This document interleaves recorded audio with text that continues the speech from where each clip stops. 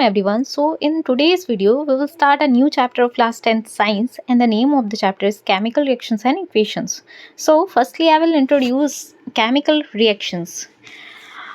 Whenever a chemical change occurs, we can say that a chemical reaction has taken place. जब भी कोई chemical change होता है, जिन substances को हम react कराते हैं और उनमें अगर chemical change हुआ तो हम कह सकते हैं कि यहाँ पर केमिकल रिएक्शन हुआ है। केमिकल चेंज को पहचानने के कुछ तरीके हैं जो कि मैं आगे आपको इस चैप्टर में बताऊंगी। एंड सेकेंड टर्म है यहाँ पर केमिकल इक्वेशंस।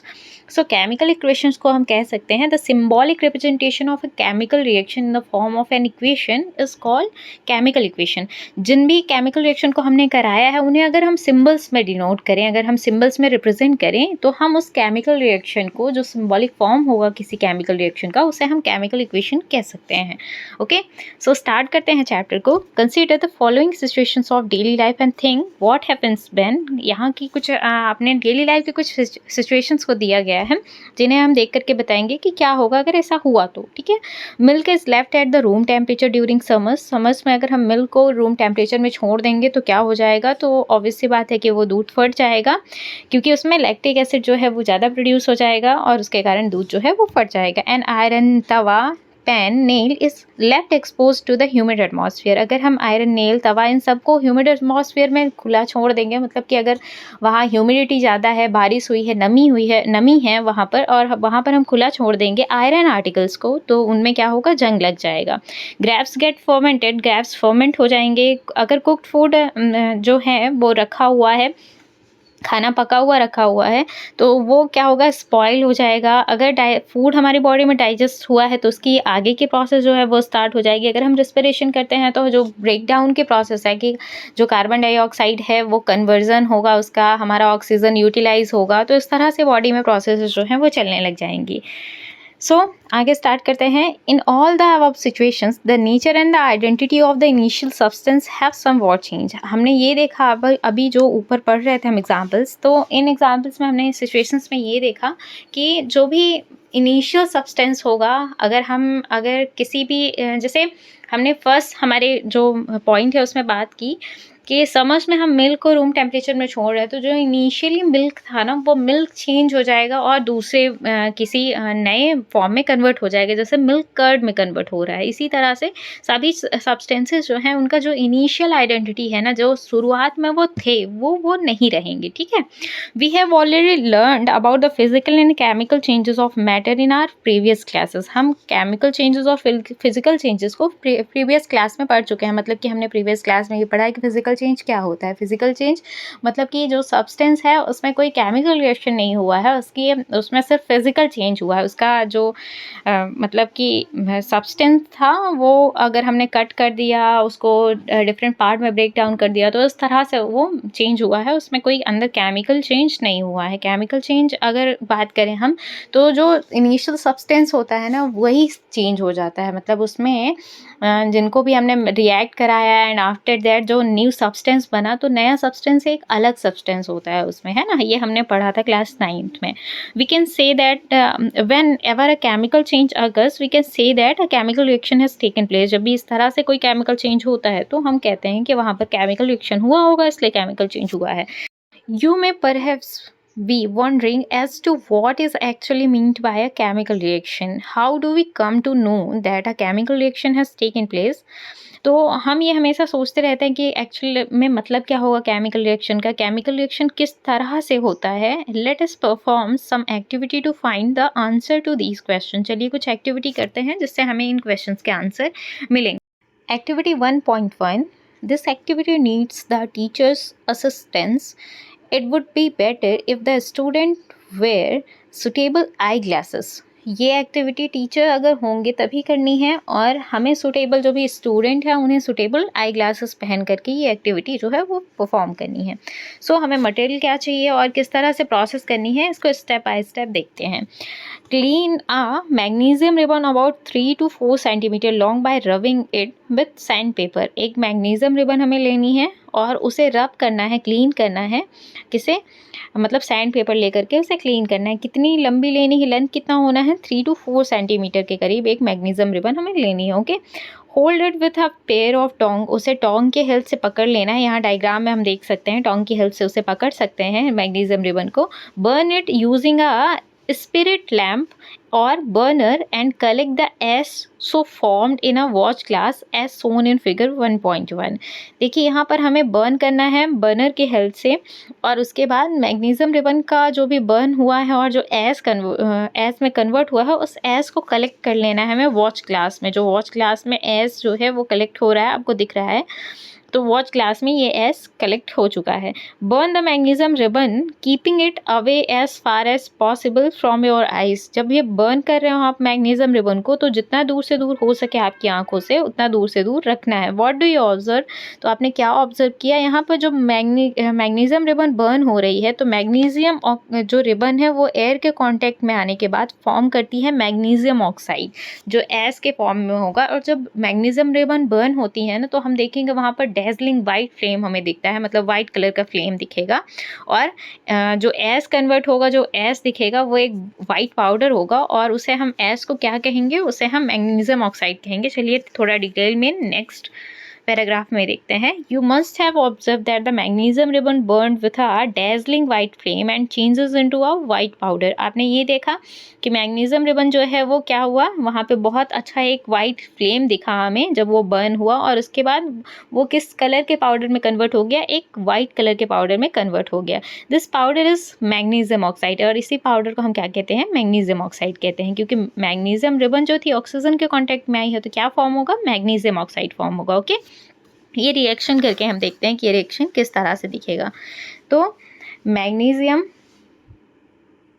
जिसे हम Mg लिखते हैं प्लस ऑक्सीजन जिसे हम O2 लिखते हैं, ये किस में कन्वर्ट हो जाएगा? MgO में कन्वर्ट हो जाएगा। अभी ये इक्वेशन बैलेंस नहीं है, हम इस इक्वेशन को बैलेंस करने के लिए यहाँ Mg के आगे 2 लगाएंगे और यहाँ मैग्नीशियम ऑक्साइड के आगे भी 2 लगा देंगे, तो ये इक्वेशन जो है वो बैलेंस्ड इक्वेशन कहलाने लग जाएगा। तो यहाँ पर मैग्नीशियम रिबन जब रिएक्ट करता है ऑक्सीजन से, तो क्या फॉर्म होता है? मैग्नीशियम ऑक्साइड फॉर्म होता है। ओके, सो आगे चलते हैं हम। It is form due to the reaction between the magnesium and oxygen present in the air. और ये कैसे फॉर्म हुआ? जब मैग्नीशियम और ऑक्सीजन का रिएक्शन हुआ तो हमें मैग्नीशियम ऑक्साइड मिला। फ्रॉम द एबव 3 एक्टिविटीज़, इन 3 एक्टिविटीज़ से जो हमने अभी ऊपर की हैं, we can say that any of the following observation helps us to determine whether a chemical reaction has taken place. वहाँ पर हमें कुछ कंक्लूजन देखने के लिए मिलेगा, जिससे वहाँ कलर चेंज होगा, स्टेट चेंज होगा, समथिंग जो भी मिला हमें, उसे हम ये कह पाएंगे कि केमिकल रिएक्शन वहाँ पे हुआ है। ठीक है, change in state, change in state हमें कुछ रिएक्शंस में देखने के लिए मिलता है। जैसे हमने 2 सॉल्ट को रिएक्ट कराया और फिर उसमें एक कुछ सॉल्ट बच जाए वहाँ पे, मतलब कि डिपॉजिट हो जाए जो बॉटम होगा हमारा, तो वहाँ पर देखने के लिए जो भी हमें सॉल्ट मिल रहा है ना, उसी को हम प्रेसिपिटेट कहते हैं। प्रेसिपिटेट मतलब इनसॉल्युबल सॉल्ट, जो सॉल्ट डिज़ोल्व नहीं हुआ हो। ठीक है, रिएक्शन के दौरान जो डिज़ोल्व नहीं हुआ हो। चेंज इन कलर, कलर में चेंज दिखता है हमें। अगर हमने रिएक्शन कराया तो कभी कभी ब्लू कलर से ग्रीन कलर में कन्वर्ट हो गया, जो भी हमने इनिशियल सब्सटेंस लिया था, तो हम कह सकते हैं वहाँ पे कि केमिकल चेंज हुआ है। एवोल्यूशन ऑफ गैसेस, कोई गैस दिखा वहाँ पे हमें निकलता हुआ, जैसे H2। Change in state, change in state हमें कुछ रिएक्शंस में देखने के लिए मिलता है। जैसे हमने 2 सॉल्ट को रिएक्ट कराया और फिर उसमें एक कुछ सॉल्ट बच जाए वहाँ पे, मतलब कि डिपॉजिट हो जाए जो बॉटम होगा हमारा, तो वहाँ पर देखने के लिए जो भी हमें सॉल्ट मिल रहा है ना, उसी को हम प्रेसिपिटेट कहते हैं। प्रेसिपिटेट मतलब इनसॉल्युबल सॉल्ट, जो सॉल्ट डिज़ोल्व नहीं हुआ हो। ठीक है, रिएक्शन के दौरान जो डिज़ोल्व नहीं हुआ हो। चेंज इन कलर, कलर में चेंज दिखता है हमें। अगर हमने रिएक्शन कराया तो कभी कभी ब्लू कलर से ग्रीन कलर में कन्वर्ट हो गया, जो भी हमने इनिशियल सब्सटेंस लिया था, तो हम कह सकते हैं वहाँ पे कि केमिकल चेंज हुआ है। एवोल्यूशन ऑफ गैसेस, कोई गैस दिखा वहाँ पे हमें निकलता हुआ, जैसे H2O, सॉरी हाइड्रोजन गैस दिखा है H2, है ना, तो इस तरह से हम कह पाएंगे कि केमिकल रिएक्शन हुआ है। चेंज इन टेम्परेचर, वो जो भी हमारा बीकर होगा वहाँ पे टेम्परेचर चेंज दिख सकता है, तो सॉरी हम फील कर सकते हैं टेम्परेचर चेंज, तो वहाँ पे हम कह पाएंगे कि केमिकल रिएक्शन हुआ है, ठीक है। As we observe the changes around us, इस तरह से हम चेंजेस देखेंगे, we can see that there is a large variety of chemical reactions taking place around us. हम कह सकते हैं कि हमारे आसपास जो भी large variety of chemical changes होते रहते हैं। We will study about the various types of chemical reactions and their symbolic representation in this chapter. और हम यहाँ पर बहुत सारे टाइप के केमिकल रिएक्शन और उनका सिंबॉलिक रिप्रेजेंटेशन इस चैप्टर में देखने वाले हैं। सो साइड में एक एक्टिविटी है जिसको देखते हैं।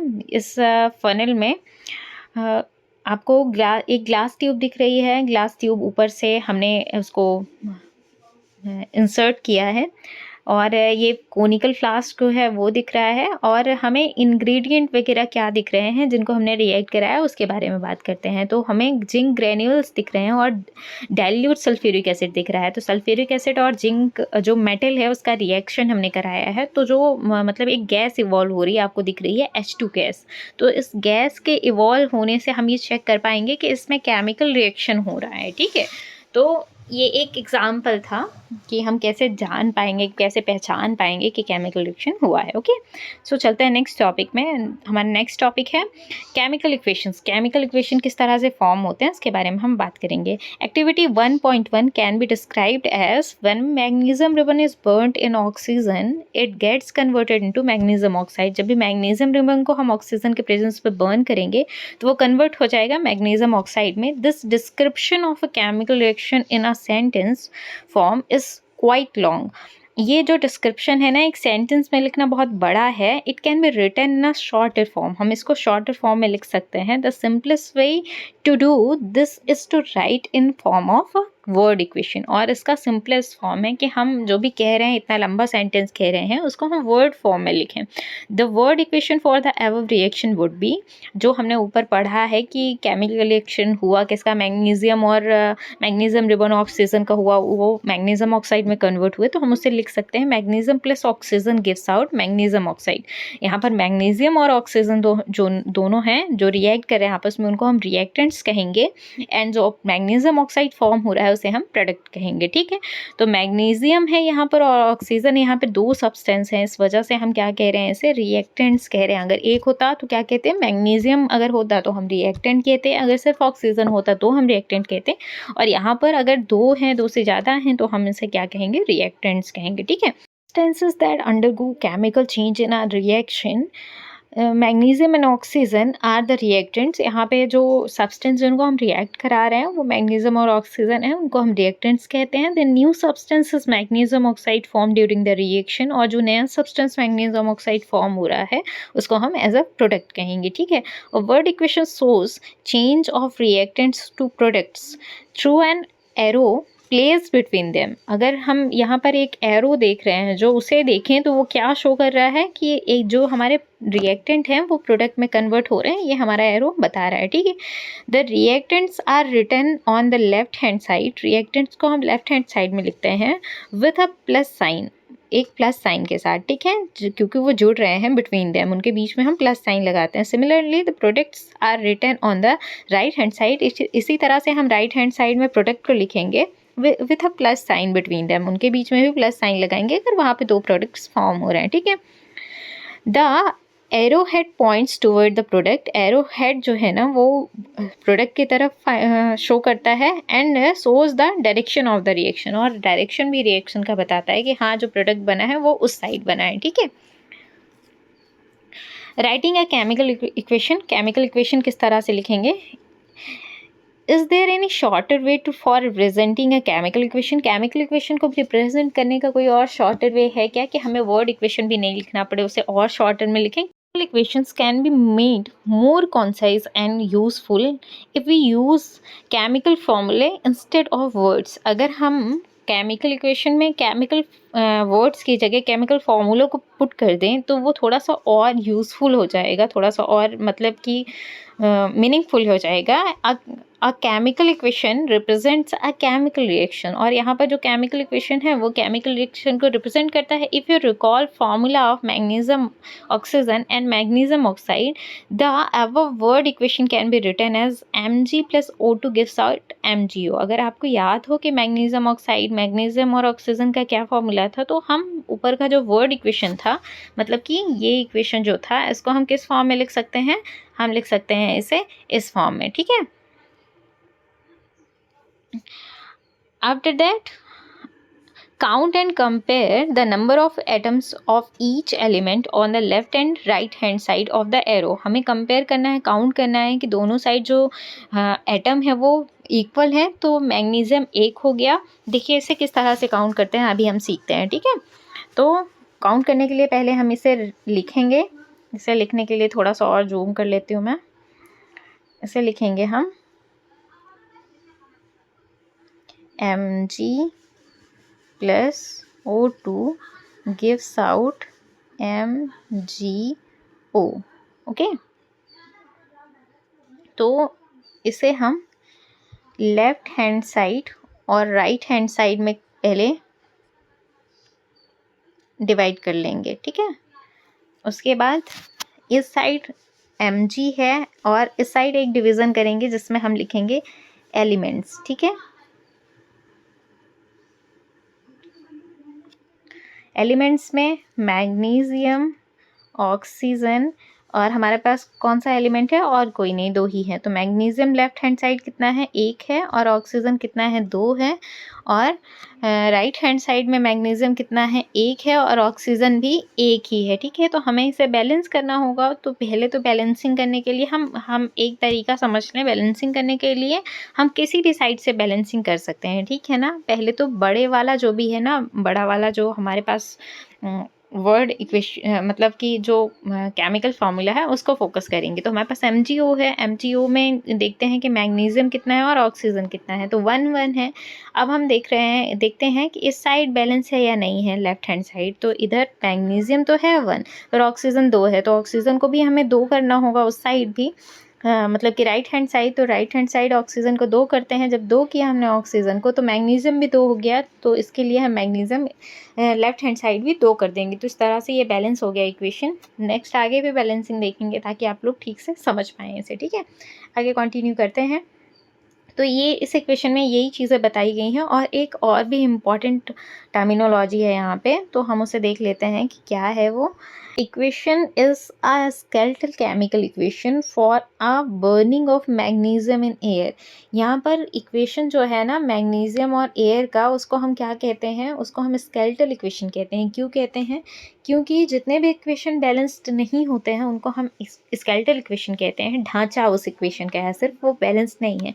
और जब वो बैलेंस हो जाता है तो हम उसे क्या कहते हैं? बैलेंस्ड केमिकल इक्वेशन कहते हैं, ओके। नेक्स्ट टॉपिक है balance chemical equation. Recall the law of conservation of mass that you studied in class 9th। Recall करिए, आपने law of conservation of mass class 9th में पढ़ रखा है। मास can neither be created not be destroyed in a chemical reaction. जो मास है वो chemical reaction के दौरान ना ही क्रिएट किया जा सकता है और ना ही डिस्ट्रॉय किया जा सकता है। That is the total mass of the elements present in the products of the chemical reaction has to be equal to the total mass of the elements present in the reactants. तो जितना भी product में मास element का present है उतना ही reactant का mass total जो है वो होना चाहिए, ठीक है। यही हमारा बताता है law of conservation of mass, कि ना ही हम मास बढ़ा सकते हैं और ना ही घटा सकते हैं किसी भी केमिकल रिएक्शन के दौरान। इन अदर वर्ड्स, हम दूसरे वर्ड्स में कह सकते हैं the number of the atoms of each elements remain the same before and after the chemical reaction. जितने भी एलिमेंट पार्टिसिपेट कर रहे हैं रिएक्शन में, तो उनका रिएक्टेंट का जो भी नंबर होगा एटम्स का और जो प्रोडक्ट का नंबर होगा एटम का, वो बिल्कुल इक्वल होगा ड्यूरिंग द केमिकल रिएक्शन के दौरान, okay. Hence we need to balance a skeletal chemical equation. इसीलिए हमें ज़रूरत है केमिकल इक्वेशन को बैलेंस करने के लिए। Is the chemical equation 1.2 balanced? क्या 1.2 का ये जो केमिकल इक्वेशन है Mg+O2 गिव्स आउट MgO, ये क्या बैलेंस्ड है? नहीं, बिल्कुल नहीं है। तो क्या करना है, let us learn about the balancing a chemical equation step by step. चलिए हम ये समझते हैं कि केमिकल इक्वेशन को कैसे बैलेंस करते हैं step by step. The word equation for activity 1.3 may be represented as zinc plus sulphuric acid gives out zinc sulphate plus hydrogen. अगर जिंक और सल्फ्यूरिक एसिड को हम रिएक्ट कराएं, जो एक्टिविटी हमने 1.2 एक्टिविटी देखी थी उसे हम यहाँ पर देख रहे हैं इक्वेशन के फॉर्म में। द अबव वर्ड इक्वेशन में be represented by the following chemical equation. इस वर्ड इक्वेशन को हम इस फॉर्म में लिख सकते हैं, केमिकल इक्वेशन के फॉर्म में रिप्रेजेंट कर सकते हैं। Zn plus H2SO4, H2SO4 sulphuric acid का फॉर्मूला है, gives out ZnSO4 zinc sulphate and hydrogen gas. यहाँ पर अगर हम किसी भी मेटल और एसिड को मिक्स करते हैं, रिएक्ट कराते हैं, तो वहाँ पर हमें सॉल्ट और हाइड्रोजन गैस फॉर्म होती है, प्रोडक्ट के रूप में मिलती है। ये हमें ध्यान रखना होगा, ठीक है। तो चलिए यहाँ पर हमारा जो फोकस है वो किस पर रहेगा कि यहाँ पर दोनों ही साइड, लेफ्ट हैंड साइड और राइट हैंड साइड को बैलेंस करना है। Let us examine the number of the atoms of different elements on the both side of the arrow. दोनों ही साइड जितने भी एलिमेंट्स हैं उनके कितने नंबर हैं उनको हम काउंट करते हैं, ठीक है। तो एलिमेंट्स कितने हैं, पहले तो जिंक है, हाइड्रोजन है, सल्फर है एंड ऑक्सीजन है, उनको हमने ले लिया, इतने एलिमेंट्स है। Number of elements in reactants left hand side and number of elements in product right hand side. कितने नंबर है ये देखना है। जिंक लेफ्ट हैंड साइड में कितना है, 1 है। उसके बाद जिंक जो राइट हैंड साइड में वो भी 1 है, ठीक है। हाइड्रोजन लेफ्ट हैंड साइड में 2 है क्योंकि H2 है एंड राइट हैंड साइड में भी हाइड्रोजन 2 ही है। सल्फर 1 है और राइट हैंड साइड में सल्फर 1 है और ऑक्सीजन 4 है लेफ्ट हैंड साइड में और राइट हैंड साइड में 4 है। तो as the number of the atom of each element is the same on both sides of the arrow, equation 1.3 is balanced chemical equation. देखने के लिए ये मिला कि दोनों ही साइड नंबर जो है ना एटम के वो बिल्कुल इक्वल हैं, इसलिए इस इक्वेशन को हम बैलेंस्ड केमिकल इक्वेशन कहेंगे, ठीक है। Let us try to balance the following chemical equation. चलिए अब दूसरा केमिकल इक्वेशन लेते हैं और इसको बैलेंस करने का ट्राई करते हैं, ठीक है।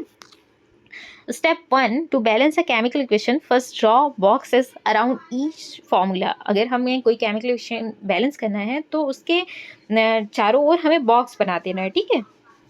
Do not change anything inside the boxes while balancing the equation. हमें बैलेंसिंग के टाइम पे कुछ भी चेंज नहीं करना है बॉक्स के अंदर, ठीक है।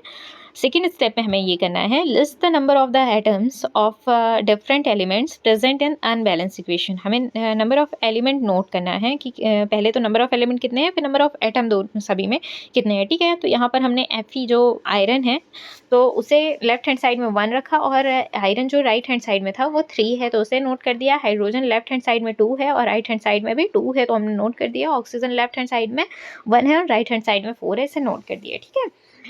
It is often convenient to start the balancing with a compound that contains the maximum number of atom। ये देखिए ये थोड़ा सा convenient होगा कि हम वहाँ से बैलेंसिंग को स्टार्ट करें जहाँ पर ज़्यादा नंबर ऑफ एटम हैं, ठीक है। इट में बी आ रिएक्टेंट और अ प्रोडक्ट, वो कोई भी हो सकता है, चाहे वो रिएक्टेंट साइड में हो या प्रोडक्ट साइड में हो। In that compound select the element which has maximum number of atoms, और सेलेक्ट करना है उस एलिमेंट को जिसमें मैक्सिमम नंबर ऑफ एटम है। जैसे यहाँ पर किस में है, Fe3O4 में, ठीक है। मतलब कि इसको फेरिक ऑक्साइड कहते हैं। फेरिक ऑक्साइड में सबसे ज़्यादा नंबर ऑफ एटम है। Using this criteria we select Fe3O4, okay, and the element element oxygen in it, और उसमें ऑक्सीजन को हमने सेलेक्ट कर लिया। There are 4 oxygen atoms on the right hand side and only 1 in left hand side.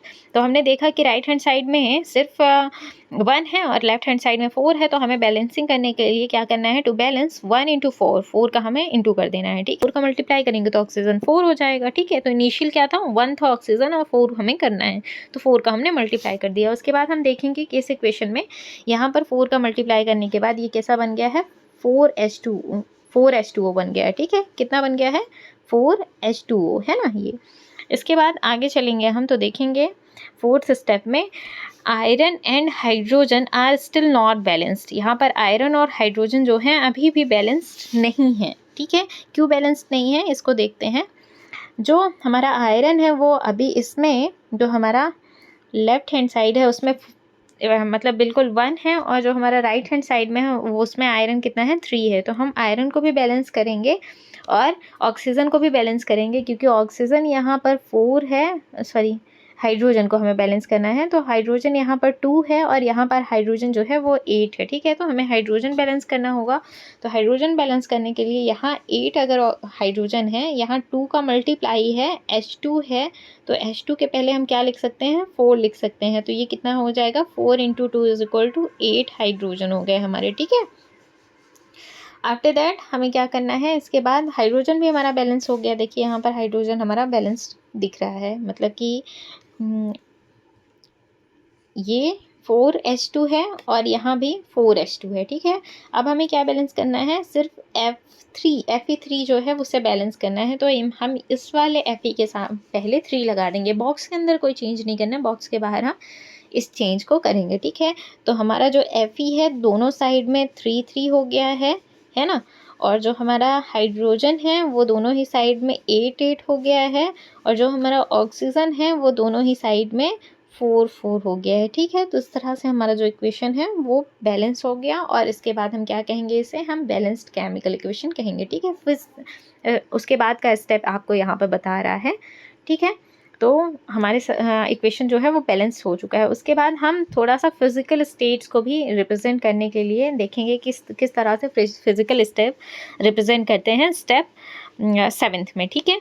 तो physical state लिखने के लिए यहाँ पर आपको दिख रहा है कि सॉलिड स्टेट में हमारा जो आयरन मिलता है वो सॉलिड में रहता है। H2O जो होता है वो गैसेस स्टेट में रहता है। हमारा जो मतलब कि Fe3O4 है वो सॉलिड स्टेट में मिलेगा क्योंकि वो सॉल्ट होगा, और हाइड्रोजन जो है वो गैसेस फॉर्म में मिलेगा। तो इस तरह से हम डिनोट करते हैं, सॉलिड को S लिखेंगे, गैसेस को G लिखेंगे, और जो हमारा लिक्विड होता है उसके लिए L डिनोट करते हैं। से किस तरह से डिनोट किया गया है, CO + H2 gives out CH3OH, ठीक है। तो इसे हम देखते हैं कि जो हमारा CO है मतलब कार्बन मोनोऑक्साइड है वो गैसियस फॉर्म में है, हाइड्रोजन भी गैसियस फॉर्म में होता है, और उसके बाद जो हमारा CH3OH फॉर्म हो रहा है मतलब कि मीथेनॉल फॉर्म हो रहा है, ये किसमें, लिक्विड फॉर्म में रहेगा। आपको पता है कि सभी एल्कोहल जो है वो लिक्विड फॉर्म में रहते हैं, तो मीथेनॉल भी लिक्विड फॉर्म में रहेगा, ठीक है। तो लिक्विड को हम किस तरह से डिनोट करते हैं, L से डिनोट करते हैं। उसके बाद एक्वस सॉल्यूशन अगर हमें मिला तो उसको AQ से डिनोट करते हैं। इस तरह से कुछ नोटेशन भी हमें देखना पड़ेगा। आफ्टर दैट हमें इंडेक्स क्वेश्चंस मिलेंगे, इन क्वेश्चंस को हम सॉल्व करेंगे। Why should magnesium ribbon be clean before burning in air, हमें मैग्नीशियम रिबन को क्यों क्लीन करना होता है, मतलब कि बर्न करने के पहले। तो इसका हम आंसर कर सकते हैं क्योंकि when magnesium ribbon is expose to air, जब हम मैग्नीशियम रिबन को एक्सपोज रखते हैं, एयर के कांटेक्ट में रखते हैं, तो it forms a protective layer of magnesium oxide on its surface. तो वो एक लेयर फॉर्म कर लेती है अपने अराउंड, जो मैग्नीशियम ऑक्साइड का लेयर होता है। तो वो एयर में नॉर्मली कांटेक्ट में रहता ही है क्योंकि हमारे आसपास तो एयर प्रेजेंट है, तो वहाँ पे ऑक्साइड फॉर्म हो जाएगा। इसलिए हम बर्न करने से पहले उसको एक बार साफ कर लेंगे, क्लीन कर लेंगे, ठीक है। After that, write the balanced equation for the following chemical reactions. तो hydrogen plus chlorine gives out hydrogen chloride, इसका हम बैलेंस केमिकल इक्वेशन लिखेंगे। तो चलिए लिख करके देख लेते हैं इसको कैसे लिखेंगे। ओके, सो हाइड्रोजन को हम क्या लिखते हैं, H2 लिखते हैं, क्लोरीन को हम Cl2 लिखते हैं, गिव्स आउट हाइड्रोजन क्लोराइड मतलब HCl, ठीक है। इसको इस तरह से लिखेंगे क्योंकि यहाँ पे हाइड्रोजन में 2 है और क्लोरीन में भी 2 है, मतलब दोनों ही दो हैं, तो हम इनके पहले भी 2 लगा देंगे।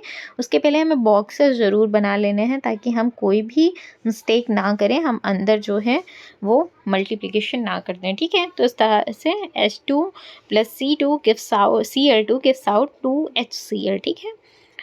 आफ्टर डैट कुछ क्वेश्चंस आपको भी सॉल्व करके देखने हैं। अगर आपको नहीं बन रहा है तो आप कमेंट बॉक्स में पूछ सकते हैं कि हम मुझे ये क्वेश्चन नहीं मिल रहा है, ठीक है। Types of chemical reactions we have learned in class 9 during a chemical reactions atoms of a one element do not change into those of another element।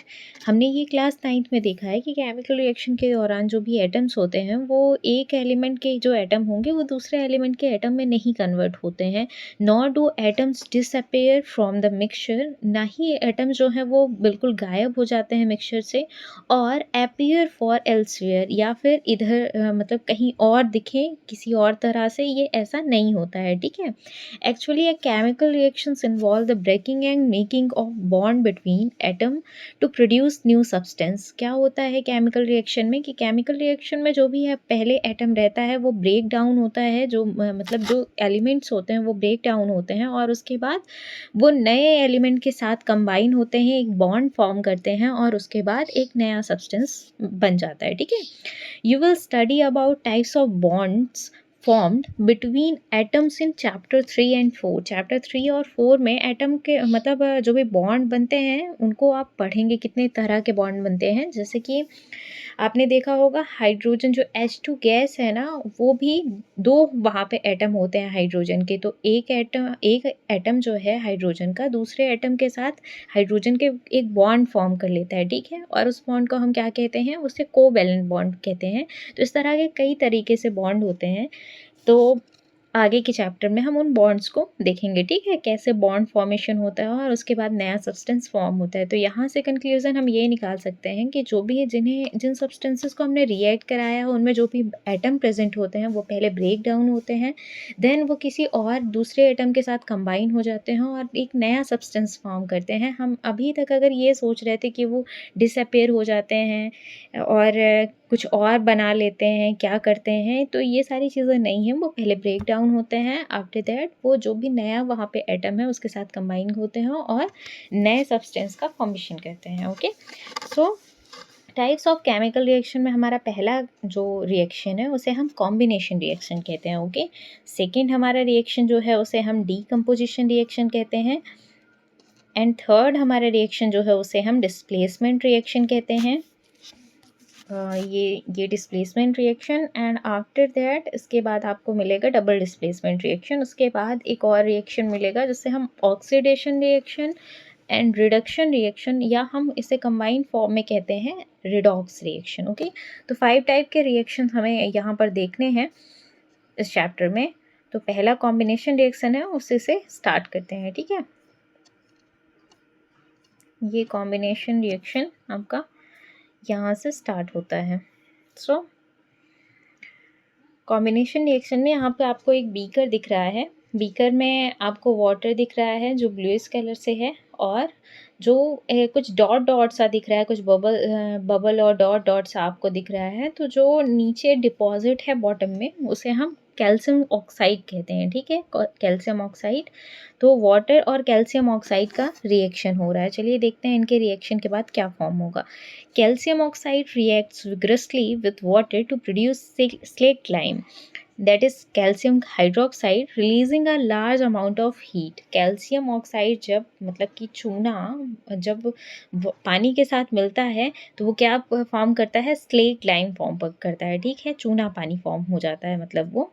और उसके बाद आपका जो एक लार्ज अमाउंट ऑफ हीट है वो भी वहाँ से इवॉल्व होता है। तो क्या हम कॉम्बिनेशन रिएक्शन में ये देखेंगे कि दो एलिमेंट जो हैं वो कंबाइन होंगे एंड आफ्टर दैट वो एक सिंगल प्रोडक्ट फॉर्म करेंगे और वहाँ से कुछ हीट भी रिलीज होगी। तो मतलब हम यहाँ पे कंबाइन कर रहे हैं चीज़ों को, इसलिए हम इसे कॉम्बिनेशन रिएक्शन कहेंगे, ठीक है।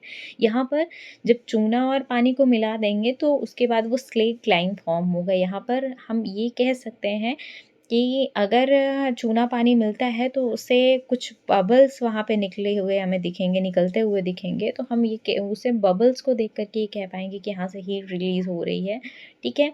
या फिर हम टच करके बीकर को ये देख पाएंगे। जब भी आपने कभी चूना और पानी को मिक्स किया होगा तो वहाँ से ना एक आवाज़ भी आती है और वो जो चूना है फिर उसके बाद बुझे हुए चूने में कन्वर्ट हो जाता है। तो इस तरह से आपको कॉम्बिनेशन रिएक्शन देखने के लिए मिलता है। In this reaction calcium oxide and water combine to form a single product. यहाँ पर इस रिएक्शन में कैल्शियम ऑक्साइड जो चूना है और जो आपका पानी है उन दोनों को कंबाइन करते हैं तो कैल्शियम हाइड्रोक्साइड वो फॉर्म करता है, जिसको हम एक बुझा हुआ चूना भी कह सकते हैं, ठीक है। Such a reaction in which a single product is formed from 2 or more reactants is known as a combination reaction. ऐसे रिएक्शन जिनमें एक सिंगल प्रोडक्ट फॉर्म होता है, जब हम दो से ज़्यादा एलिमेंट्स को मिक्स करते हैं, तो अगर सिंगल प्रोडक्ट फॉर्म हुआ है दो से ज़्यादा रिएक्टेंट को मिक्स करने के बाद, तो हम उस तरह के रिएक्शन को कॉम्बिनेशन रिएक्शन कर देते हैं, ठीक है। तो इसमें कुछ और भी चीज़ें हमें देखने के लिए मिलेंगी। देखिए, अब यहाँ पर एक एक्टिविटी है, एक्टिविटी में हमें ये देखना है कि जो हमारा स्लेट लाइम था ना, अगर वो कार्बन डाइऑक्साइड से रिएक्ट करे, मतलब हमारा जो स्लेट लाइम अगर चूना पानी है और उसको कार्बन डाइऑक्साइड से रिएक्ट करा दिया जाए, तो वो चूना पत्थर बन जाएगा, मतलब कैल्शियम कार्बोनेट बन जाएगा, जिसको लाइमस्टोन भी हम कहते हैं। ठीक है? और लाइमस्टोन का मतलब समझ सकते हैं आप, मार्बल या फिर आपका चॉक चॉक, ठीक है? तो वहाँ पर इस रिएक्शन के बाद आपको चूना मतलब कि कैल्शियम कार्बोनेट मिलेगा और फिर वाटर वहाँ से थोड़ा-सा ह्यूमिडिटी का वर्क करेगा, ओके? तो मार्बल कह सकते हैं हम कैल्शियम कार्बोनेट को, लाइमस्टोन कह सकते हैं, या फिर हम कह सकते हैं कि ये चॉक है, ठीक है? Let us discuss some more examples of combination reaction. चलिए कुछ और एग्जाम्पल कॉम्बिनेशन रिएक्शन के देखते हैं।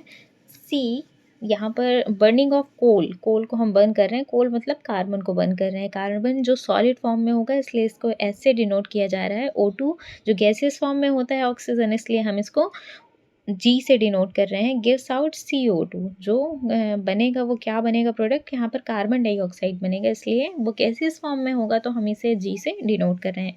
तो C+O2 गिव्स आउट CO2, ठीक है?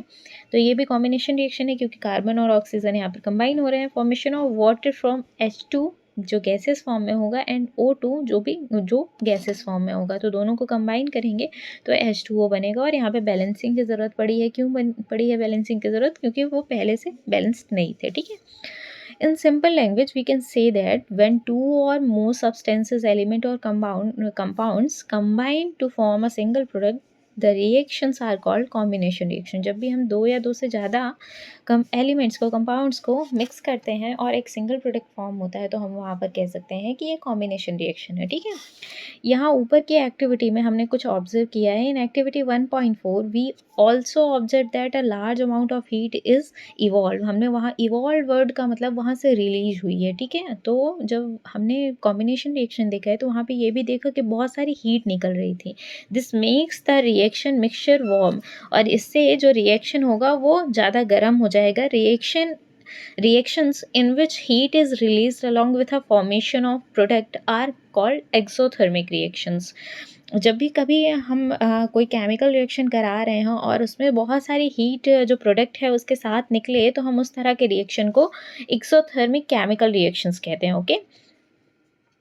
इसके बाद इसके कुछ एग्जाम्पल्स भी यहाँ पर दिए हुए हैं। Other example of exothermic chemical reactions are burning of natural gases, जैसे CH4 जो मीथेन है और ऑक्सीजन का अगर कांटेक्ट होता है तो वहाँ से CO2 मतलब कि कार्बन डाइऑक्साइड निकलेगा और कुछ H2O गैसेस फॉर्म में निकलेगा, ठीक है? Do you know that the respiration is an exothermic process? क्या आपको पता है कि जो हमारे बॉडी में रेस्पिरेशन होता है वो भी एक एक्सोथर्मिक प्रोसेस है। We all know that we need energy to stay alive. हम जानते हैं कि हमें एनर्जी चाहिए जीवित रहने के लिए। We get this energy from the food we eat, और ये एनर्जी हमें कहाँ से मिलती है? जो खाना हम खाते हैं। ड्यूरिंग डाइजेशन के दौरान food is broken down into the simpler substances. जो फूड है वो उसको ब्रेक किया जाता है सिंपलर सब्सटेंसेस में, ठीक है? For example rice, potatoes and bread contain carbohydrates. जैसे कि आप जब चबाते हैं राइस को, पोटैटो को और ब्रेड जिनमें कार्बोहाइड्रेट है, तो आपको ये फील होता होगा कि वहाँ पे आपने कार्बोहाइड्रेट को ब्रेक डाउन किया है और आपको ग्लूकोज कुछ मीठा सा वहाँ पे फील होता है जब आप टंग में उसको टेस्ट करते हैं। तो these carbohydrates broken down to form glucose, और ये जब ब्रेक डाउन होता है सिंपलर में तो ग्लूकोज में ब्रेक डाउन हो जाता है कौन? कार्बोहाइड्रेट, ठीक है? इसीलिए हमें मीठा मीठा सा लगता है जब हम चावल को और आलू को या ब्रेड को खाते हैं, ठीक है? This glucose combines with oxygen in the cells of our body and provides energy, और ये ग्लूकोज हमारे ऑक्सीजन जो हमारे सेल्स में प्रेजेंट है उसके साथ कंबाइन होता है और हमें एनर्जी प्रोवाइड करता है। The special name of this reaction is respiration, the process of which you will study in chapter 6. इस process को आप chapter 6 में पढ़ेंगे। इस reaction को हम respiration कहते हैं। 6 chapter में आपका live process है, वहाँ पर आप इस reaction को proper पढ़ पाएंगे। C6H12O6 in aqueous solution plus C6O2 gives out 6CO2 plus H2 6H2O plus energy. Okay, हम ग्लूकोज और अगर ऑक्सीजन को कंबाइन करेंगे तो वहाँ से हम क्या फॉर्म मतलब हमें क्या प्रोडक्ट मिलेगा? कार्बन डाइऑक्साइड और कुछ वाटर मिलेगा और कुछ एनर्जी भी मिलेगी। तो इस तरह से ग्लूकोज और ऑक्सीजन कंबाइन हो रहे हैं और आपको आपका प्रोडक्ट मिल रहा है, जैसे कि कार्बन डाइऑक्साइड जिसको हम रिलीज़ करते हैं, वाटर और कुछ एनर्जी फॉर्म होती है, उसको हम यूज़ कर लेते हैं। Composition of vegetable matter into compose is also an example of exothermic reaction। जो डिकम्पोज करते हैं ना हम वेजिटेबल मैटर्स को कंपोज बनाने के लिए, वो भी किसके एग्जाम्पल में आता है, एक्सोथर्मिक रिएक्शन में ही आता है। ठीक है, identify the types of reaction taking place in activity 1.1 where heat is given out along with the formation of a single product। जिसमें हीट भी निकल रही है सिंगल प्रोडक्ट के साथ, तो उसे आइडेंटिफाई करना है आपको। केमिकल रिएक्शन को आप कर पाएंगे क्योंकि हमने यहाँ पे बहुत सारे एग्जांपल ऑलरेडी देख लिया। ठीक है, reaction, decomposition reaction next reaction है। पहला हमने जो कॉम्बिनेशन रिएक्शन पढ़ा है उसमें हमने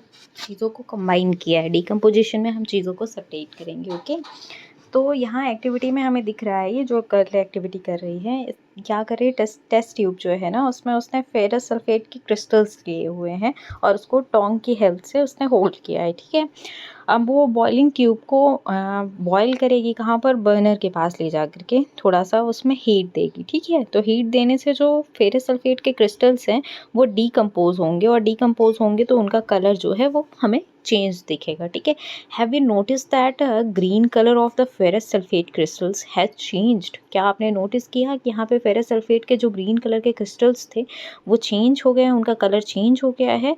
you can also smell the characteristic order of burning sulphur, और वहाँ पे आपको स्मेल भी आ सकती है अगर आप थोड़ा सा ध्यान से मतलब कि फील करेंगे तो आपको स्मेल भी समझ में आएगी सल्फ़र क्योंकि बर्न हो रहा है वहाँ पे। और जो ग्रीन कलर के क्रिस्टल्स हैं ना, हमारे फेरस सल्फेट का जो क्रिस्टल होता है वो ग्रीन कलर का होता है, आप लैब में देख पाएंगे। तो वो ग्रीन कलर वाइट कलर में कन्वर्ट हो जाएगा, ये लाइट ग्रीन कलर में होता है, तो वो आपको वाइट में कन्वर्जन दिखेगा। ठीक है, उसके बाद हम रिएक्शन देखते हैं। ये जो फेरस सल्फेट है उसको हम हीट कर रहे हैं। ठीक है, तो ये डीकम्पोज हो रहा है कुछ हमारे प्रोडक्ट में डीकम्पोज हो रहा है। कौन कौन से प्रोडक्ट हैं, फेरिक ऑक्साइड है। फेरिक ऑक्साइड हम देख चुके हैं अभी लास्ट टाइम हम एक्टिविटी कर रहे थे, तो उसमें हम देख रहे थे कि फेरिक ऑक्साइड था और सल्फ़र डाइऑक्साइड और सल्फ़र ट्राईऑक्साइड गैसेस फॉर्म में यहाँ पर हमें दिखेंगे। तो हमने ये देखा कि एक सिंगल यहाँ पर रिएक्टेंट हीट करने के कारण कई प्रोडक्ट में ब्रेक डाउन हो रहा है। जब कोई सिंगल रिएक्टेंट हीट करने पर बहुत सारे प्रोडक्ट में ब्रेक डाउन होगा तो उस तरह के रिएक्शन को हम डीकम्पोजिशन रिएक्शन कहेंगे। ओके, ये बिल्कुल उल्टा है हमारे कॉम्बिनेशन रिएक्शन को। कॉम्बिनेशन रिएक्शन में कंबाइन कर रहे थे और डीकम्पोजिशन रिएक्शन में डीकम्पोज करेंगे। इन this reaction you can observe that a single reactant break down to give a simpler products। यहाँ पर हम एक सिंगल रिएक्टेंट को देखेंगे कि वो ब्रेक डाउन हो रहा है और सिंपलर प्रोडक्ट्स दे रहा है। This is a decomposition reaction, इसे हम डीकम्पोजिशन रिएक्शन कहते हैं। फेरस सल्फेट क्रिस्टल्स FeSO4.7H2O, ये .7H2O जो है ना वो ह्यूमिडिटी कितनी प्रेजेंट है, या हम इसे थोड़ा और अगर ठीक टर्म में बता दें तो ये कह पाएंगे हम इसे वाटर ऑफ क्रिस्टलाइजेशन। ठीक है, ये कितना ह्यूमिडिटी प्रेजेंट है उन क्रिस्टल्स में ये बता रहा है। ठीक है, loose water when heated and the colour of the crystals changes. जब हम हीट करेंगे किसे, फेरस सल्फेट के क्रिस्टल्स को हीट करेंगे तो वो वाटर को लूज़ करेगा और वाटर को लूज़ करने के कारण वो अपना कलर चेंज शो करेगा हमें। It then decomposes to ferric oxide, और ये फेरस सल्फेट जो है फेरिक ऑक्साइड में sulphur dioxide and sulphur trioxide में ब्रेक डाउन हो जाएगा।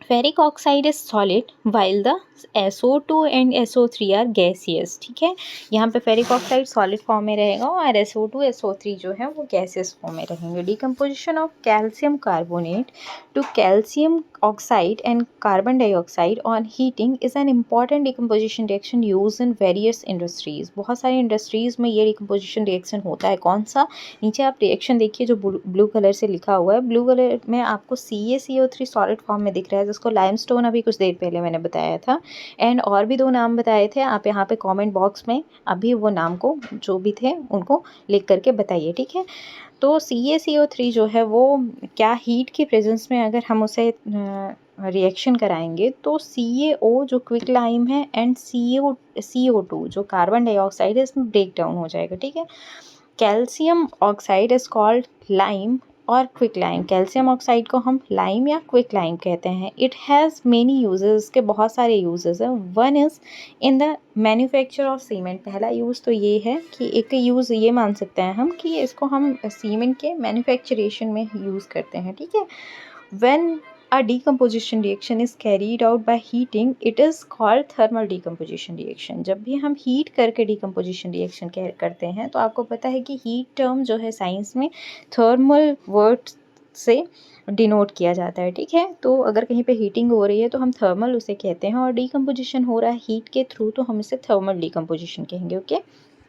और भी हमारे यहाँ पे एग्जांपल्स हैं, आप इसको देख लीजिएगा ताकि डिकम्पोजिशन रिएक्शन आपको क्लियर हो जाए। उसके बाद ये एक लेड नाइट्रेट है। लेड नाइट्रेट को जब हम हीट करते हैं तो वो लेड ऑक्साइड, नाइट्रोजन डाइऑक्साइड और ऑक्सीजन जो है वो आप प्रोडक्ट में देता है, ठीक है। तो लेड नाइट्रेट एक सिंगल रिएक्टेंट था, वो रिएक्टेंट कई प्रोडक्ट में ब्रेक डाउन हो रहा है हीट के प्रेजेंस में, तो हम इसे भी थर्मल डिकम्पोजिशन कहेंगे। आफ्टर दैट यहाँ पर एक एक्टिविटी दिख रही है हमें, इस एक्टिविटी को पढ़ लेते हैं आराम से। Activity 1.7, take a plastic mug. एक प्लास्टिक मग लेना है आपको। Drill 2 holes at its base, उसके बेस में 2 होल कर देने हैं। उसके बाद fit rubber stopper in these holes, इन होल्स में हमें रबर स्टॉपर फिट कर देना है। Insert carbon electrodes in these rubber stoppers as shown in figure 1.6 figure में आपको दिखाया गया है कि यहाँ पर हमें 2 इलेक्ट्रोड्स को जो रबर स्टॉपर था उसमें फिक्स कर देना है, ठीक है। Connect these electrode to a 6 volt battery, और इन दोनों इलेक्ट्रोड को 6 वोल्ट की बैटरी के साथ कनेक्ट कर देना है। जो आपको रेड कलर की बैटरी 6 वोल्ट की दिख रही है उसके साथ कनेक्ट कर देना है। Fill the mug with the water such that the electrode are immersed. Add a few drops of dilute sulfuric acid to the water। आपको मग को फिल कर देना है ताकि जो इलेक्ट्रोड है वो भी इमर्स्ड रहें उसमें, एंड उसके बाद कुछ ड्रॉप ऑफ सल्फ्यूरिक एसिड उसमें ऐड कर देना है, ठीक है। उसके बाद take 2 test tubes filled with water and invert them over the 2 carbon electrodes। आपको 2 टेस्ट ट्यूब लेना है, टेस्ट ट्यूब में वाटर को फिल करना है, और जो आपका इलेक्ट्रोड है ना जो ब्लैक कलर का, उसमें इन्वर्टेड फॉर्म में उसे उसमें रख देना है, ठीक है। फिर उसके बाद switch on the current and leave apparatus undisturbed for some time। आपको स्विच ऑन कर देना है ताकि इलेक्ट्रिसिटी फ्लो होने लगे, और apparatus को कुछ देर के लिए अनडिस्टर्ब छोड़ देना है, ठीक है। You will observe the formation of bubbles at the both electrode. आप ऑब्जर्व करेंगे, देखिए यहाँ पर दिख भी रहा है फॉर्मेशन ऑफ बबल्स। बबल्स दिखेंगे आपको दोनों ही इलेक्ट्रोड में, किसी एक में कम दिख रहे हैं एक में ज़्यादा दिख रहे हैं, ठीक है। उसके बाद These bubbles displace water in test tubes। जो टेस्ट ट्यूब है ना उसके वाटर को ये बबल्स जो हैं वो डिस्प्लेस करेंगे, ठीक है। और उसके बाद is the volume of the gas collected the same in the both test tube. क्या आपको दोनों ही टेस्ट ट्यूब में जो वॉल्यूम ऑफ गैस कलेक्ट होगी, क्योंकि ये यहाँ पर कन्वर्जन हो जाएगा, जो आपका वाटर था वो कन्वर्ट हो जाएगा गैसेस में, हाइड्रोजन और ऑक्सीजन में ब्रेक डाउन हो रहा है ना, हम डिकम्पोजिशन रिएक्शन कर रहे हैं यहाँ पे इलेक्ट्रोलिसिस के थ्रू। तो यहाँ पे डिकम्पोजिशन रिएक्शन दिखेगा हमें जब इलेक्ट्रोलिसिस ऑफ वाटर होगा कि एक रॉड में जो बबल्स हैं वो बहुत ज़्यादा दिखेंगे और एक रॉड में जो बबल्स हैं वो कम दिख रहे हैं, ठीक है। तो वो गैसेस हैं, हमारी गैसेस वहाँ पे कन्वर्ट हो रहा है गैसियस फॉर्म में, ठीक है। वाटर को हम कन्वर्ट कर रहे हैं। नॉर्मली हम वाटर को कन्वर्ट नहीं कर सकते हैं गैसेस फॉर्म में, लेकिन हम इलेक्ट्रोलिसिस के थ्रू कर सकते हैं, ठीक है। उसके बाद once the test tube are filled with the respective gases, remove them carefully। जैसे ही वो दोनों टेस्ट ट्यूब जो है वो फिल हो जाती हैं अपने जो भी रिस्पेक्टिव गैसेस हैं उनसे, तो हमें उन्हें हटा देना है ध्यानपूर्वक, ठीक है। Test these gases one by bringing a burning candle close to the mouth of test tube। आपको एक बर्निंग कैंडल लेकर के आना है और माउथ के पास जो टेस्ट ट्यूब के वहाँ पर लेकर के पास में आना है, ठीक है। बर्निंग कैंडल तो आपको समझ में आएगा, जो भी H2 है ना, H2 जब कैंडल के पास आती है मतलब गैस, तो वहाँ से एक पॉप साउंड निकलता है, तो हम समझ पाते हैं कि H2 गैस वहाँ से इवॉल्व हो रही है, ठीक है। तो हम चेक भी कर पाएंगे। This step must be perform carefully by the teacher, और इस स्टेप को सिर्फ टीचर को ही करना है, आपको नहीं करना है। What happen in each case, आपको देखना है दोनों ही केस में क्या होगा। तो जो भी आपका कैंडल जब आप हाइड्रोजन वाली गैस के पास लेकर के जाएंगे तो वहाँ पर वो कैंडल से मतलब वहाँ से वो साउंड जो पॉप का आएगा वो आपको समझ में आएगा। Which gas is present in each test tube, तो आपको दिखेगा कि एक में हाइड्रोजन गैस प्रेजेंट होगी और दूसरे में ऑक्सीजन गैस प्रेजेंट होगी। तो ये इक्वेशन कैसा फॉर्म होगा मैं बता देती हूँ आपको। इक्वेशन किस तरह से फॉर्म होगा, ये H2 plus O2 gives out H2O, ठीक है।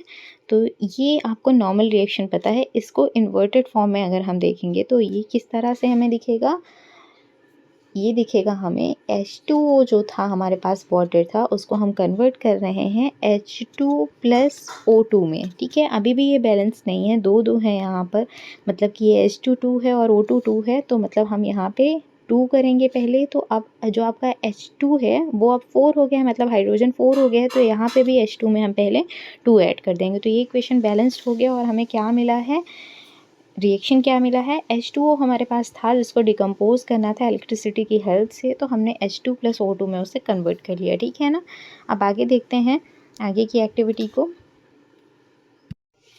अब आपको 2 ग्राम जो है सिल्वर क्लोराइड उसे चाइना डिश में रखना है और कलर ऑब्जर्व करना है सनलाइट के प्रेजेंस में। अब सनलाइट के प्रेजेंस में जो आपका AgCl जो है, इस AgCl जो है ना, मतलब कि सिल्वर क्लोराइड वो सनलाइट के प्रेजेंस में ब्रेक डाउन हो जाता है, और किस में ब्रेक डाउन होगा, Ag+Cl2 में ब्रेक डाउन हो जाएगा। मतलब आपको वहाँ पे सिल्वर और क्लोराइड दोनों अलग अलग मिल जाएंगे। ये पहले आपको कैसा दिखेगा, आपको ग्रेइश कलर में दिखेगा, और उसके बाद इसका कलर कन्वर्ट होने के बाद ये बिल्कुल साफ़ सुथरा आपको क्लोरीन अलग और सिल्वर सिल्वर के कलर में अलग मिल जाएगा, ठीक है।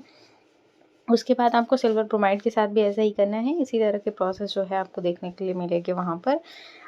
फिर उसके बाद आपको कुछ और भी रिएक्शंस जो हैं उन्हें देखना पड़ेगा। तो यहाँ पे हमने कुछ रिएक्शन देखे हैं, जैसे जहाँ पर हीट निकलती है ना बाहर तो उसे हम एक्सोथर्मिक कह रहे थे, और जहाँ पर हीट हम एब्जॉर्ब करा रहे हैं तो उसे हम इंडोथर्मिक रिएक्शन कहेंगे। मतलब हीट यहाँ पर एब्जॉर्ब हो रही है ना, जैसे लाइट एनर्जी एब्जॉर्ब हो रही, हीट एनर्जी और इलेक्ट्रिसिटी एनर्जी एब्जॉर्ब हो रही है, तो वहाँ पर हम क्या कहेंगे, इन रिएक्शंस को इंडोथर्मिक रिएक्शन कहेंगे। क्यों कहेंगे, क्योंकि हीट जो है वहाँ पर अब्जॉर्ब हो रही है और पहले क्या हो रही थी, रिलीज़ हो रही थी, तो एक्सोथर्मिक कह रहे थे, ठीक है। उसके बाद हमें यहाँ पर कुछ इंडेक्स क्वेश्चंस मिलेंगे, उसके बाद नेक्स्ट रिएक्शन में देखने के लिए मिलेगा। नेक्स्ट रिएक्शन क्या है, डिस्प्लेसमेंट रिएक्शन। डिस्प्लेसमेंट रिएक्शन में हमें वर्ड से ही समझ में आ रहा है कि यहाँ पर कुछ डिस्प्लेस होगा, ठीक है। तो चलिए देखते हैं क्या डिस्प्लेस होगा। ये आपको कुछ एग्जाम्पल दिख रहे हैं, और एग्जाम्पल को देख करके हमें ये समझ में आ रहा है कि जो पहले ब्लू कलर का कॉपर सल्फेट था सॉल्यूशन, वो अब बिल्कुल लाइट ग्रीन कलर में कन्वर्ट हो गया है। कैसे हुआ है चलिए देखते हैं। Why does the iron nail become brownish in colour. अब ये जो आपको आयरन नेल एक बिल्कुल प्योर दिख रही है और एक ब्राउनिश कलर में दिख रही है, तो ऐसा इसका कलर क्यों हो गया।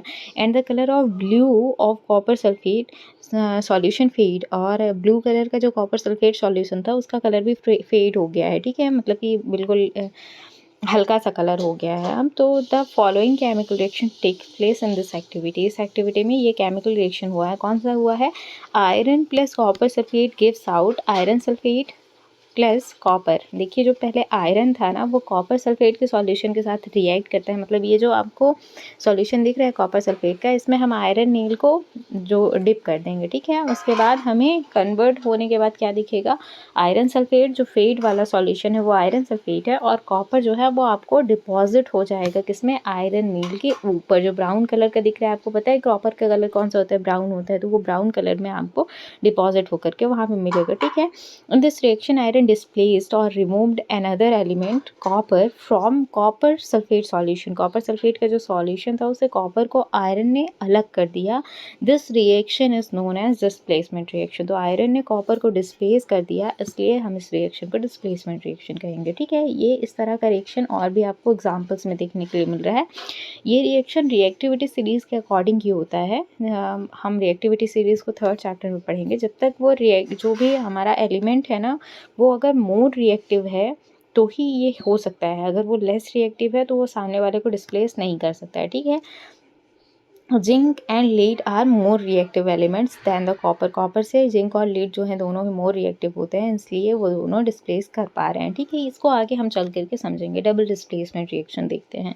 यहाँ पर एक एक्टिविटी है। एक्टिविटी क्या है? यहाँ पर you will observe that a white substance, जब हम ये एक्टिविटी परफॉर्म करेंगे, मतलब कि बेरियम क्लोराइड और सोडियम सल्फेट को मिक्स करेंगे, तो उसके बाद एक प्रेसिपिटेट हमें वाइट कलर का सब्सटेंस नीचे सॉल्ट टाइप में फॉर्म होगा वहाँ पे, which is insoluble in water. जो वाटर में इनसॉल्युबल होगा वो सब्सटेंस वहाँ पे फॉर्म होता है। ठीक है, this insoluble substance formed is known as a precipitate. इस इनसॉल्युबल सब्सटेंस को ही हम प्रेसिपिटेट कहते हैं। ये वर्ड मैंने स्टार्टिंग में आपको बताया था, जब स्टेट चेंज होता है तो वहाँ पे प्रेसिपिटेट फॉर्म होता है ना।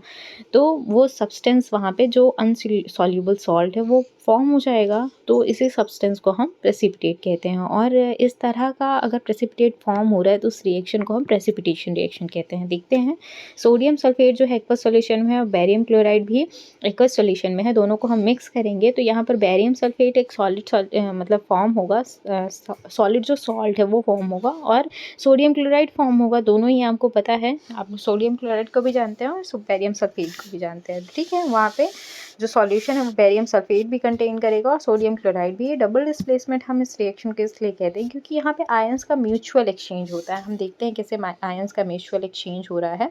ठीक है, चलिए इस रिएक्शन को देख लेते हैं कि इसे डबल डिस्प्लेसमेंट रिएक्शन क्यों कहते हैं। ठीक है, तो यहाँ पर हम देखेंगे कि जो आपका सोडियम सल्फेट है और बेरियम क्लोराइड है, तो सोडियम और बेरियम को ध्यान से देखिएगा।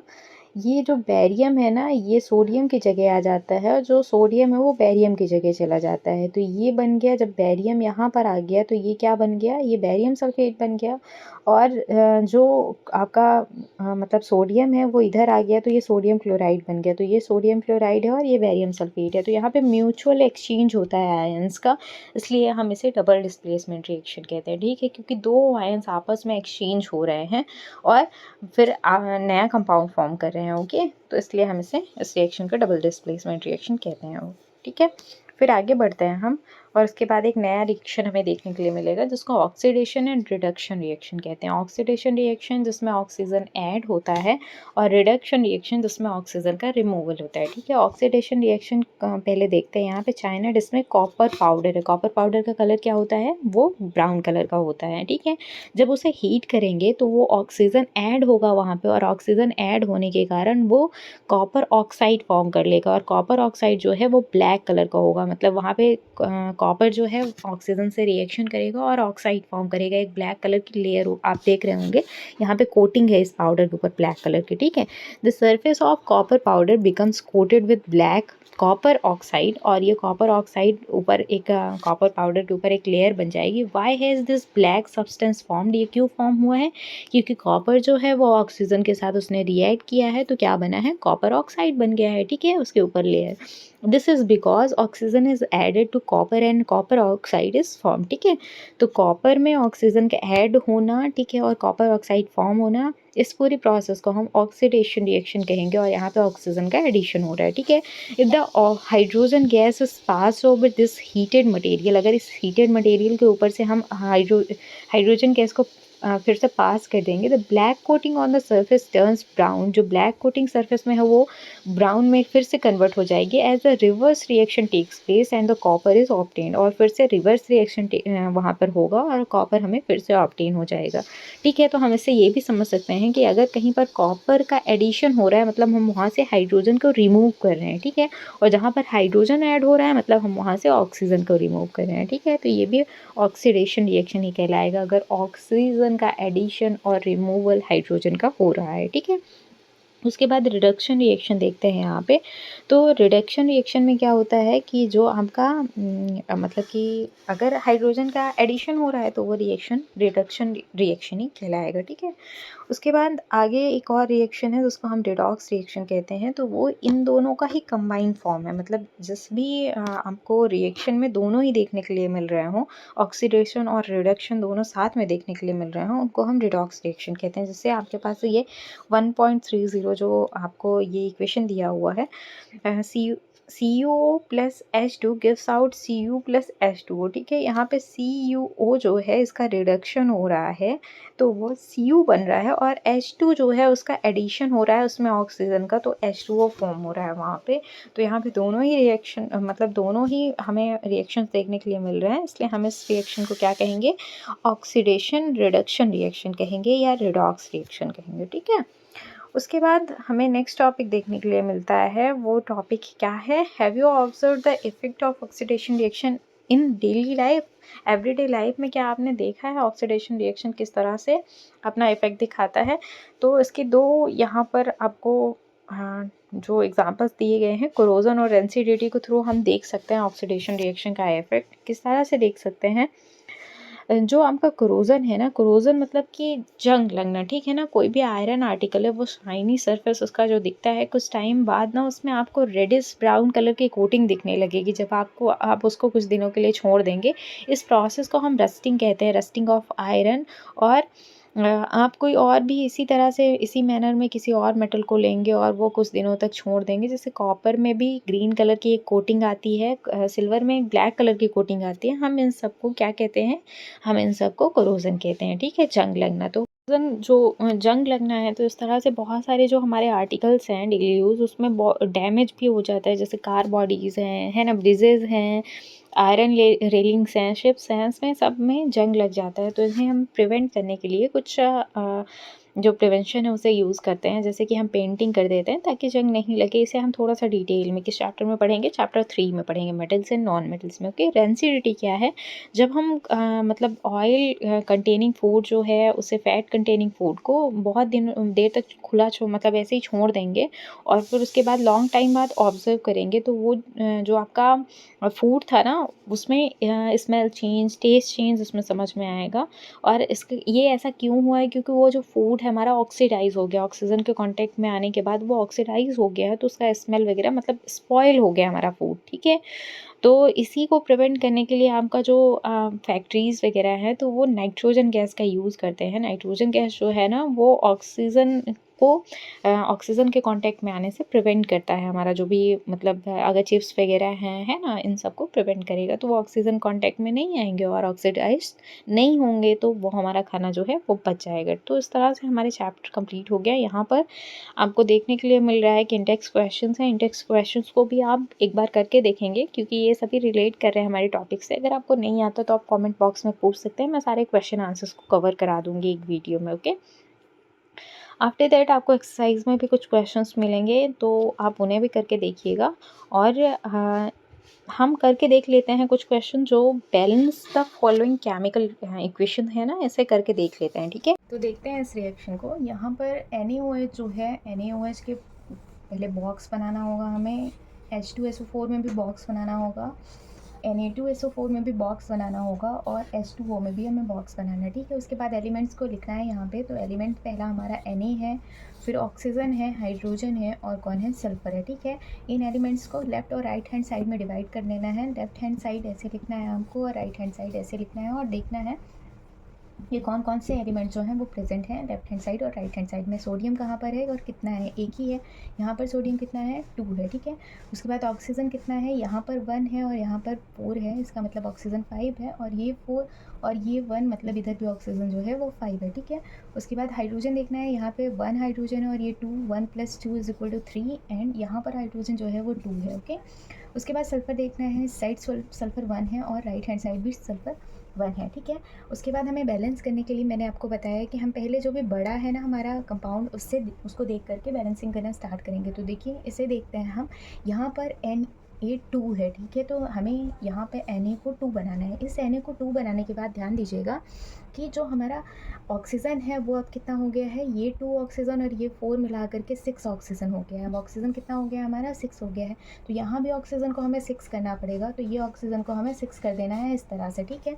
ऑक्सीजन को 6 करने के बाद हमें ध्यान देना है कि जो हाइड्रोजन है हमारा वो कितना हो गया है। तो जो हमारा हाइड्रोजन है ये हाइड्रोजन 2 यहाँ पे, और इस हाइड्रोजन को भी काउंट करेंगे तो 2 2 = 4 हो गया है हमारा हाइड्रोजन, ठीक है।